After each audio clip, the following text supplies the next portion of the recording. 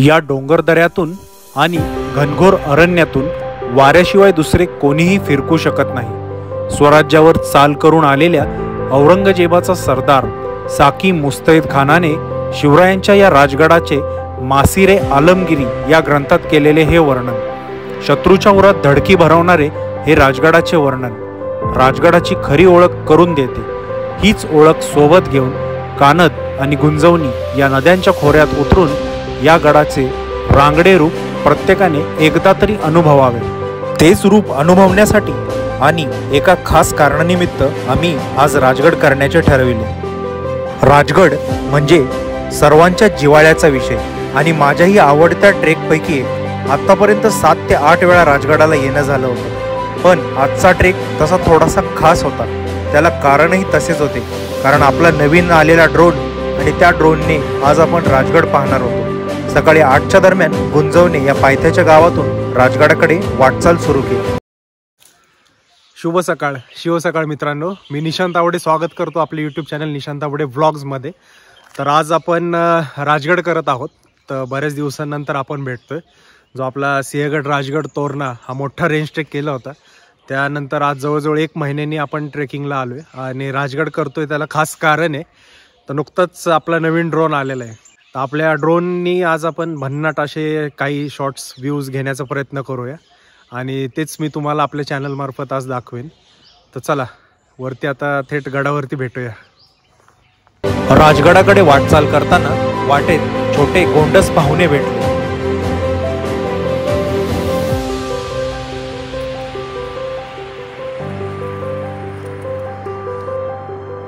ऋतू कोणताही असो, राजगड त्याचे वेगळे रूप नेहमीच दाखवत असतो आणि मग फोटो काढण्याचा मोह आवरत नाही। वाटचाल करताना वाटेत आम्ही काही फोटो काढले।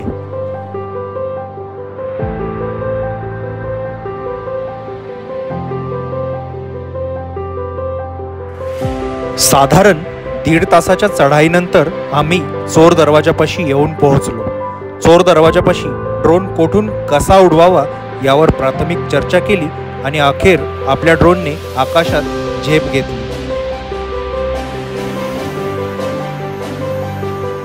अत्यंत देखण्या कसलेल्या राजबिंड्या पैलवानासारखे राजगडाचे रूप भासू लागले। महाराजांच्या काळात आणीबाणीच्या प्रसंगी वापरण्यासाठी बनवण्यात आलेला हा चोर दरवाजा आपल्याला महाराजांच्या दूरदृष्टी आणि कल्पकतेची आठवण करून देतो। अत्यंत बिकट वाट आणि तटबंदीमध्ये कोरलेला एका वेळी एकाच व्यक्तीला जाता येईल इतका छोटा चौकोनी दरवाजा हे या चोर दरवाजाचे वैशिष्ट्य।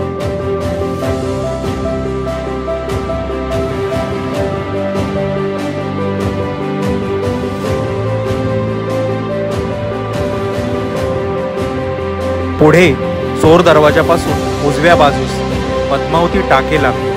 कातळात खोदलेले प्रचंड मोठा आकार हे या टाक्याचे वैशिष्ट्य। कितीही कडक ऊन आणि दुष्काळ पडला तरी हे टाके नेहमी थंड गार पाण्याने भरलेले असते। पद्मावती टाक्याचे हे वैशिष्ट्य आणि तितकीच वैशिष्ट्यपूर्ण रचना महाराजांच्या जलशास्त्राची ओळख करून देतात।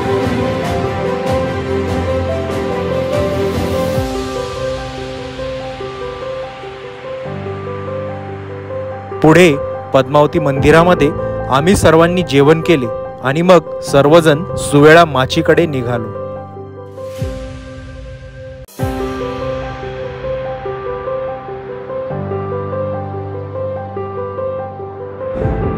मस्तपैकी आता पद्मावती मंदिरात आपल्या सगळ्यांचं जेवण झालं। सुवेळ्याकडे जाताना वाटेत नॉर्वे या देशातून खास राजगड पाहण्यासाठी आलेली मंडळी भेटली। महाराजांनी गडावर बांधलेल्या टाक्यात पाणी येते कुठून याबद्दल त्यांना फार कुतूहल वाटले। त्याबद्दल त्यांना थोडे समजावून सांगितले आणि त्यांच्याशी गप्पा गोष्टी केल्या। त्यांच्याशी बोलताना त्यांना महाराजांबद्दल असणारा आदर जाणवला। आपण आता सुवेळ्याकडे चाललो होतो, आपल्याला हे फॉरेनर्स भेटले इथे। तर महाराजांचे गड किल्ले बघायला हे लोक इतक्या लांबून इतक्या इंटरेस्टिंगली येत आहेत। त्यांना आपण रिव्ह्यू विचारूया। हे आता सुवेळा बघून आले, तर त्यांचा एक फीडबॅक घेऊया आपण। Okay, so I'm Lena and this is Henning, and we're here because we're in an internship in SBPU in Pune. Okay. And our friend Pravin has taken us to Rajgad Fort. So basically, where are you from? Norway. Norway. Yeah. Okay. So Far long away way from home. long way to this fort. Yeah. Okay. Okay. So means you are coming here first time only, na?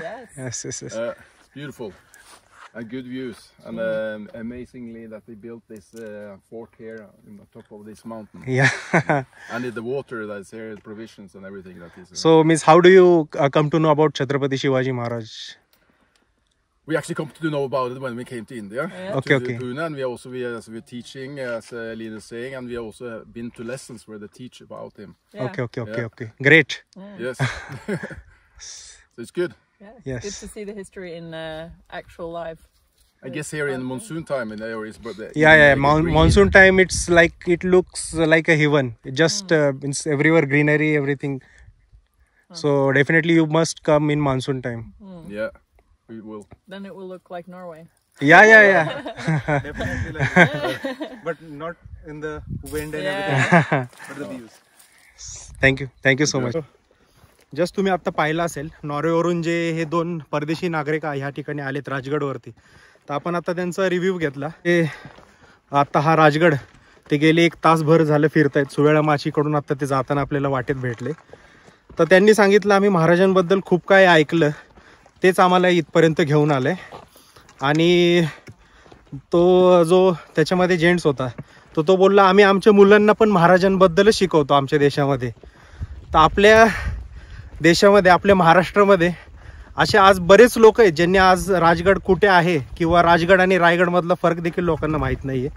तर अशांना मी विनंती करेन, कृपया अशा लोकांचा आदर्श ठेवून आपण आपल्या महाराजांचे हे गडकोट फिरले पाहिजेत.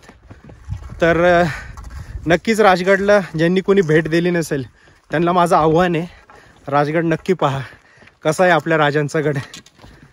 पुढे सुवेळा माचीकडे जाताना वाटेत आज 350 वर्षांनंतरही सुस्थितीत असणारा भक्कम असा चिलखती बुरुज लागतो. या बुरुजावरून आम्ही चिलखती बुरुजाचे आणि सुवेळा माचीचे सुंदर असे ड्रोन शॉट्स घेतले.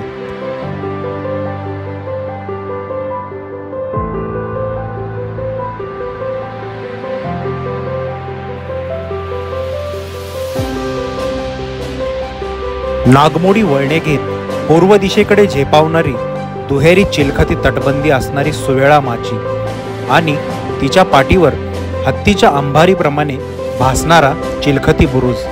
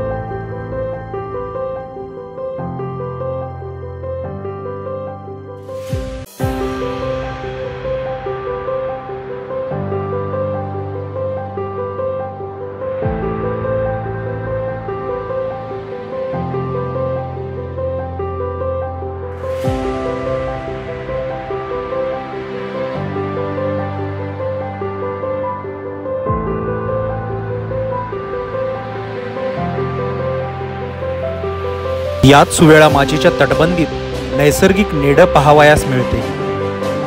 नेडं म्हणजे मोठे छिद्र, एका वेळी 3 ते 4 हत्ती मावतील इतका मोठा याचा आकार आहे.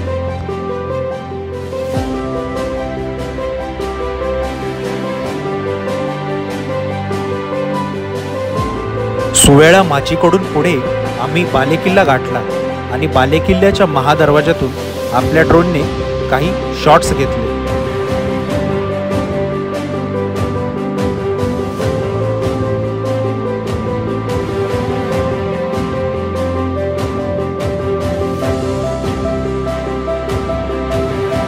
आजही भक्कम स्थितीमध्ये असणारा हा महादरवाजा राजगडाचा बेलागपणा आणि दुर्गमता दाखवून देतो.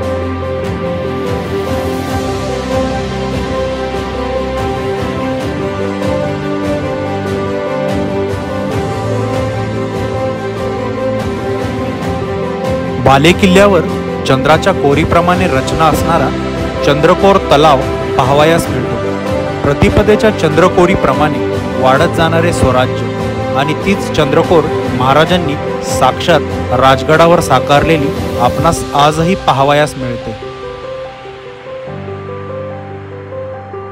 पुढे ड्रोनच्या सहाय्याने 25 वर्ष महाराजांचे वास्तव्य लाभलेल्या बालेकिल्ल्याला आम्ही एक प्रदक्षिणा मारली. आकाशातून नजरेस पडणारा बालेकिल्ल्याचा परिसर आजही महाराजांच्या सुवर्ण इतिहासाची साक्ष देत उभा आहे.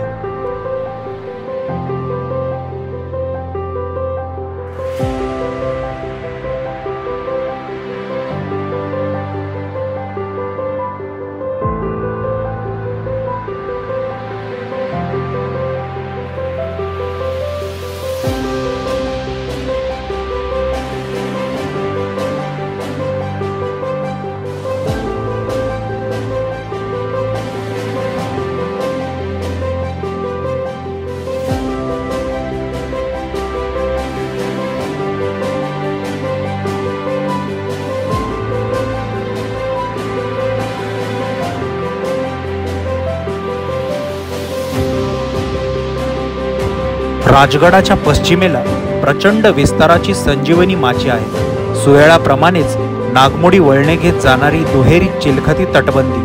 तिन्ही माचांमध्ये विस्ताराने प्रचंड असल्यामुळेच संजीवनी माचीला तब्बल 19 बुरुजांनी भक्कम बेलाग केलं गेलं असावं आणि आजही हे सर्व बुरुज दिमाखात उभे आहेत. राजगडाला माच्या 3, पद्मावती, संजीवनी आणि सुवेळा, 3 माच्या या त्रिदल बेलपत्राप्रमाणे तिन्ही बाजूस पसरलेल्या, तर मधोमध शिवलिंगासारखा असणारा बुलंद बेलाग बालेकिल्ला. असा हा राजगड ड्रोनने पाहणे म्हणजे स्वर्गीय अनुभूती. 3ही माच्यात सर्वात देखणी अशी संजीवनी. कदाचित यामुळेच राजगड करणाऱ्या ट्रेकळ मंडळींची संजीवनी माची आजही सर्वात आवडती आहे. आपल्या हक्काचा ड्रोन यावा आणि तो आल्यास पहिलं ड्रोन शूट हे महाराजांचे तब्बल 25 वर्ष वास्तव्य लाभलेल्या राजगडाचंच असावं हे नेहमीच एक स्वप्न होते. आज राजगडहून परत निघताना उराशी बाळगलेले एक स्वप्न पूर्ण झाल्याचं समाधान होत आहे आणि सोबत नेहमीप्रमाणेच असंख्य आठवणी.